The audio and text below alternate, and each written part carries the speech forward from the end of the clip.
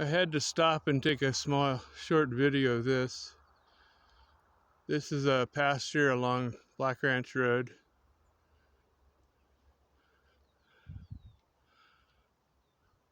And then right there off in the distance you can see Mount Shasta.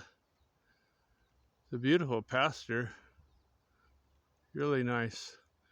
They've got some irrigation pipes out there that are on the wheels. And I wanted to show you, off in the distance here are all the windmills that they put up on the ridge. See all those windmills? Those things are huge. When they brought the blades in, they actually had to stop traffic so that they could get them through the road and up on the mountain. So still on Black Ranch Road, and looking out there to see Mount Shasta.